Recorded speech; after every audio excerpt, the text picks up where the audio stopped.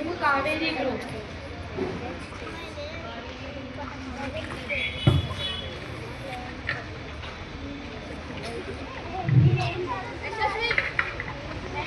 Library గురించి తెలుసుకున్న పుస్తకాలను చదువుతున్నాము.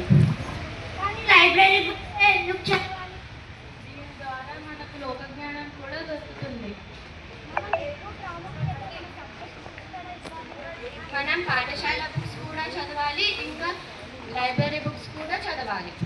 మేము మాత్రం పాఠ్య పుస్తకాలు మాత్రమే చదువుతాం. సరే, ఒక ఆట ఆడదామా?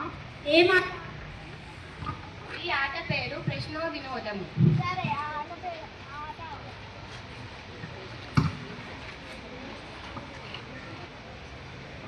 ఇప్పుడు మిమ్మల్ని ఒక ప్రశ్న అడుగుతాను. డాక్టర్ ఏపీజే అబ్దుల్ కలాం గారి పూర్తి పేరు ఏమిటి? అబుల్ ఫకీర్ జైనుల్ ఆబిదీన్ అబ్దుల్ కలాం. ఇప్పుడు మీరు అడగండి. ఇప్పుడు నేను ఒక ప్రశ్న అడుగుతాను. మన ప్రస్తుత మేడ్చల్ మల్కజ్గిరి డిస్ట్రిక్ట్ కలెక్టర్ ఎవరు? ఇది మన పాఠ్య పుస్తకాల్లో లేదే. మాకు కూడా తెలియదు. దాని జవాబు సిహెచ్ శ్యామ్ సుందర్ ఐఏఎస్. ఇది మీకెలా తెలుసు? మేము లైబ్రరీ బుక్స్ చదవడం వల్ల మాకు ఈ విషయం తెలిసింది. ఇప్పుడు నేను ఒక ప్రశ్న అడుగుతాను. జైపూర్ని గులాబీ రంగు నగరం అని ఎందుకు అంటారు?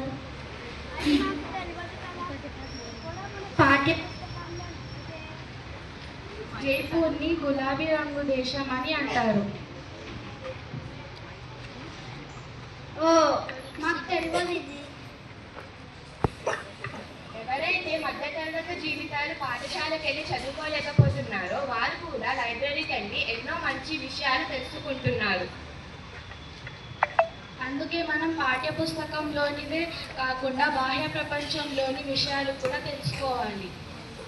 సరే, మీరు మాకెన్నో విషయాలు తెలిపారు. ధన్యవాదాలు. ఇప్పుడు నేను కూడా మీరు చెప్పిన దాంతో నేను చెప్తాను.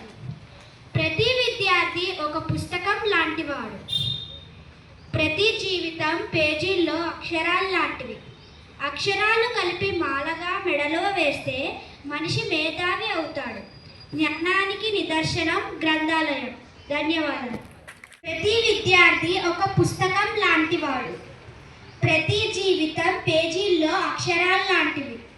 అక్షరాలు కలిపి మాలగా మెడలో వేస్తే మనిషి మేధావి అవుతాడు. జ్ఞానానికి నిదర్శనం గ్రంథాలయం. ధన్యవాదాలు.